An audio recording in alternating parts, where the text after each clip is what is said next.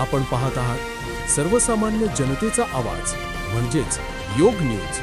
बातमी अचूक व योग्य।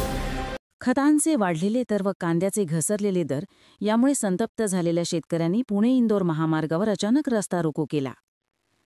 रस्ता रोकोमुळे वाहनांच्या दुतर्फा लांबच लांब रांगा लागल्या। सरकारने खतांच्या दरामध्ये केलेली वाढ तसेच दिवसेंदिवस कांद्याचे घसरत असलेले दर यामुळे संतप्त झालेल्या नाशिकच्या येवला तालुक्यातील शेतकऱ्यांनी कृषी उत्पन्न बाजार समिती येवला समोर पुणे-इंदोर महामार्गावर रास्ता रोको आंदोलन केले असून या आंदोलनामुळे पुणे-इंदोर महामार्गावर सुमारे 5 ते 6 किलोमीटर वाहनांच्या लांबच लांब रांगा लागल्याचं चित्र पाहायला मिळाले। योग न्यूजसाठी सागर पाठक येवला। आज आम्ही छावा क्रांतीवीर सेनेच्या वतीने आज रस्ता रोको या ठिकाणी पुणे-इंदोर महामार्गावरती करत आहोत, येवला कृषी उत्पन्न बाजार समिती समोर।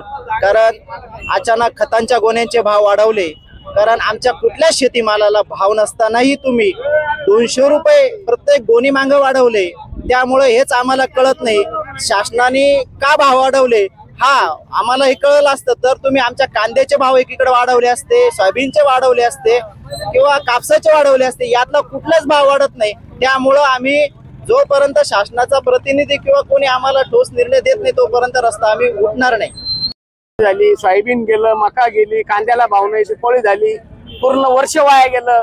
औषधाचे भाव वाढले, खताचे भाव वाढले आणि शेतकऱ्याच्या मालाचा भावच नाही।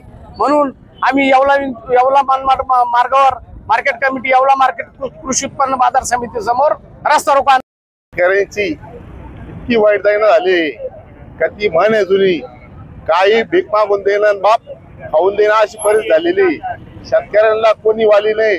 शेतकरी जोपर्यंत स्वतः खंबीर होत नाही आणि स्वतः लढत नाही तोपर्यंत या शेतकऱ्याचं कुठलंही काही होऊ शकत नाही। शेतकरी वाढलेल्या ज्या खताच्या गोण्या आहे त्याचे दर अचानक वाढवायचं काय कारण होतं आणि कांद्याचे दर खाली पडले आणि मोदी सरकारने सांगितलं होतं का जीएसटीचा आनंद उत्सव लुटा। म्हणजे कसा लुटायचं शेतकऱ्यांनी? 150-200 रुपये जर गोणीवर दर वाढून गेले तर दर वाढल्यानंतर कस काय आनंद लुटायचा आणि कस काय दिवाळी कस काय कोणत्या गोष्टी शेतकऱ्यांनी सहन करायचं काही समजाना, की वाईट दैना झालेली। आपण पाहत आहात सर्वसामान्य जनतेचा आवाज म्हणजेच योग न्यूज। बातमी अचूक व योग्य।